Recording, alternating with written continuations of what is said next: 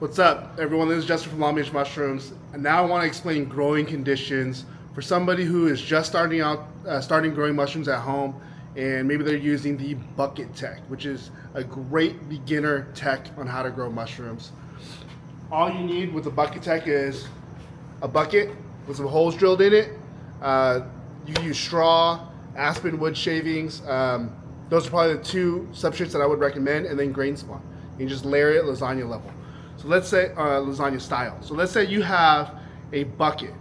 You have a bucket of substrate and grain spawn, and you're wondering what's the best growing conditions for my mushrooms now. Remember, nothing changes. So you have four variables still. The first one is humidity. The second one is temperature control. Third one is air exchange, and the last one is light. So how do you do humidity on a bucket?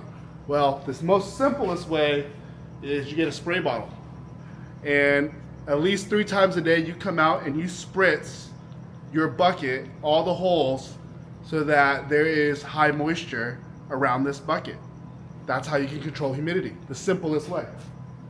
The second one is temperature control. So how can you temperature control this bucket? Well, the most simple way is to put this bucket somewhere that can hold anywhere between 60 to 70 degrees pretty consistently.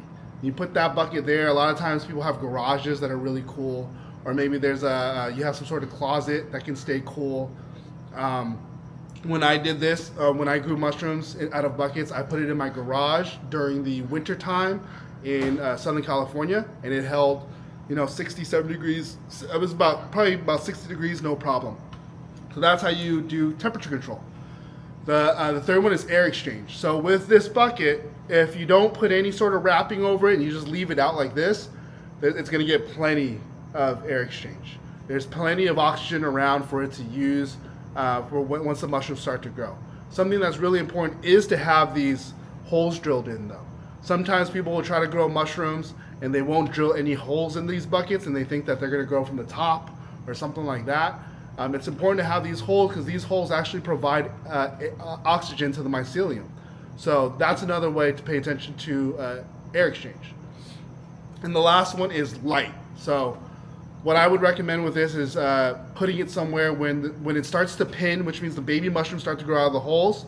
You want to put it somewhere with indirect light. Direct light will dry out the mushrooms. So you want something indirect. I always recommend things like places like by a windowsill, a kitchen countertop, or maybe outside under a significantly shaded area where it doesn't get direct light, but there's ambient light around. Something to pay attention to for sure when we talk about lighting with these buckets is like for instance, I used my garage. My garage is pitch black. There was no light coming into my window, but that's okay for the majority of the life cycle of the mushroom. And then once it starts pinning, which means you start seeing baby mushrooms, that's when you want to give it some light, some ambient light. The cool thing about this is you can actually combine this bucket tech with the grow tent that we showed you before. Just put these buckets in the grow tent instead, have all the automation going, and mushrooms will grow out of these buckets. You can even use buckets in a big industrial grow room if you wanted to too. Buckets are really versatile. The bad thing about them is the yield per square foot or per cubic volume is less, so it probably won't make sense to do it in a commercial grow. But you can definitely do buckets in a grow tent. That's actually what I did in between steps. So I used a bucket first. I grew that in my garage. It grew pretty well, but I was sick of spritzing it all the time. So then I bought a small tent. It was about 2 feet by 4 feet. Put the buckets in there, ran the automations like my grow tent setup that I showed you, and then allowed the mushrooms to grow then, and I didn't have to come out and spritz it. Everything turned on with the timer. So that's the simplest way to control growing environments if you're just growing mushrooms at home out of buckets. This is Justin from Long Beach Mushrooms. Thanks for watching. Peace.